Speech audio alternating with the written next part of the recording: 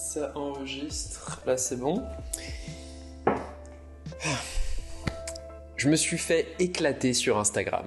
C'est pas une anecdote, c'est un rapport. J'y ai dit que j'ai racheté un studio display après avoir cassé mon premier exemplaire. Pour moi, un écran, c'est un outil de travail. Le studio display est excellent pour ça, il est fiable. Tu branches ton Mac et c'est comme si t'avais un iMac, sans interface, sans réglage, sans clignotement intempestif. Le tout avec une définition 5K idéale pour macOS et simplement pour le travail de design et de vidéo. C'est une affaire d'expérience. Si vous me connaissez, ça vous étonne pas que je parle de privilégier l'expérience à la technique, mais dans la sphère tech, ce discours passe pas toujours. Le studio display n'est pas OLED, c'est quoi son délai de réponse, c'est quoi ses bordures, on s'en fout du design, c'est beaucoup trop cher, bon ça admettons, et surtout, il n'affiche que 60 images par seconde. Et bah vous savez quoi ?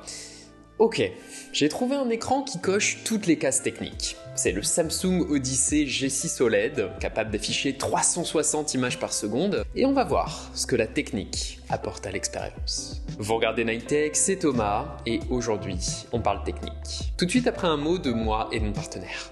Ma nouvelle collection de fonds d'écran brouillard est disponible sur Nightech Off, en collaboration avec Hostinger.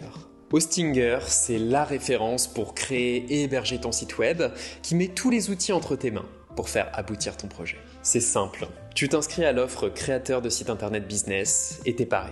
Avec un nom de domaine offert la première année, l'hébergement de jusqu'à 100 sites web et la création de 100 adresses mail sur le domaine de ton choix. Ensuite, pour designer ton site, pareil. Hostinger offre toute une bibliothèque de templates ultra riche que tu peux personnaliser d'un simple glisser-déposer et il inclut même des fonctions d'IA générative. Écrire du contenu, créer des visuels, créer des nouvelles sections ou carrément créer ton site en entier en un clic, c'est un exemple d'intuitivité et c'est inclus dans cette offre, sans surcoût. C'est clairement grâce à ça que j'ai pu donner forme au projet Nightech Off avec ma copine et vous pouvez y télécharger gratuitement tous mes fonds d'écran. Et pour ceux qui veulent du classique et efficace, Hostinger est aussi un hébergeur WordPress recommandé directement par le groupe. Si vous voulez vous lancer, vous pouvez utiliser mon lien Nightech en description pour profiter de 10% de réduction sur votre offre et en prime, vous aurez 30 jours satisfaits ou remboursés sur les abonnements d'1 an ou plus. Aucun risque. Merci à Hostinger pour ce partenariat super épanouissant pour moi et sympa pour vous, j'espère. Et on revient à la vidéo.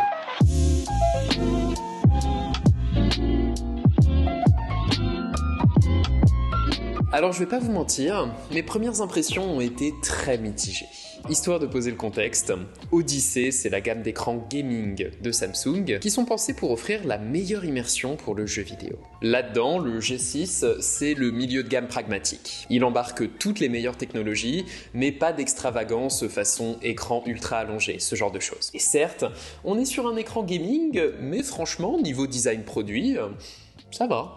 On est très loin des lignes gaming tape à l'œil, c'est simple, c'est fin, on a un pied en aluminium imposant mais très quali, avec la possibilité d'ajuster inclinaison, hauteur, orientation et même de pivoter si tu veux. Le tout avec beaucoup de fluidité, hein. C'est bête, mais c'est un produit qui semble avoir été conçu avec attention et ça donne déjà envie de s'en servir. Bon, l'esthétique gamer est quand même là avec la signature de la gamme Odyssey, son cercle lumineux RGB à l'arrière. Faut aimer, mais ça sert de rétroéclairage pour éviter de se fatiguer les yeux. Pas dérangeant et utile, franchement ça va.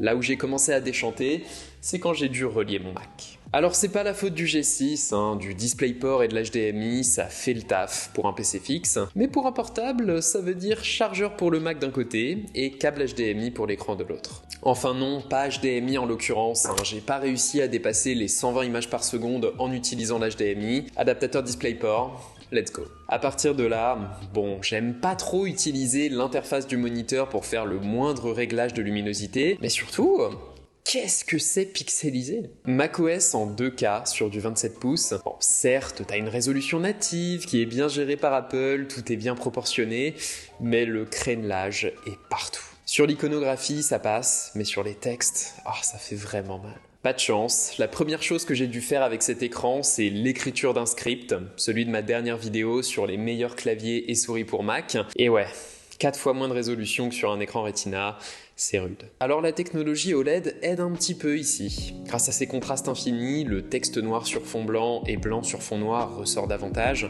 mais ça sauve pas cet écran. Par contre, l'OLED le sauve clairement quand tu t'arrêtes de travailler.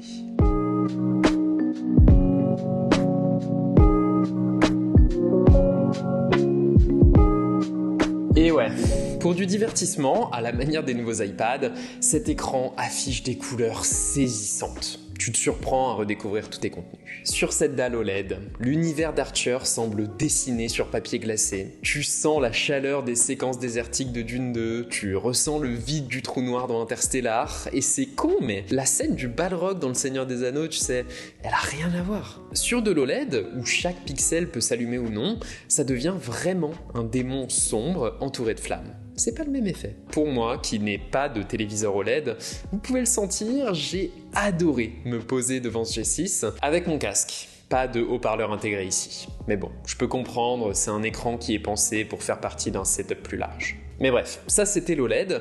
Là où on commence à profiter des 360 images par seconde, c'est pour le jeu vidéo. Alors clairement, avec le jeu vidéo sur Mac, on profitera pas à fond du 360 Hz, même en reliant une PS5, mais on peut commencer à apprécier les bénéfices d'un écran aussi rapide.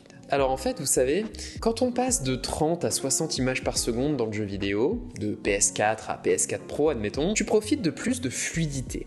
Tu mets un terme à l'effet un peu lourd et saccadé d'un faible nombre d'images par seconde. Après, quand tu passes de 60 à 120, 200, 300 images par seconde, c'est pas vraiment le même effet. À mes yeux, tu gagnes moins en fluidité qu'en netteté perçue. L'effet qu'on ressent et qui est assez perturbant, c'est que quand ton personnage pivote, tout le paysage reste net pendant le mouvement. Tu réussis à discerner avec précision les détails pendant ce moment, même sur tout ce qui est vraiment en train de bouger rapidement. Alors certes, ça c'est un gros avantage en jeu, mais en continuant d'utiliser cet écran, je me suis rendu compte que c'est aussi une grosse force au quotidien, et c'est là que j'ai commencé à l'apprécier.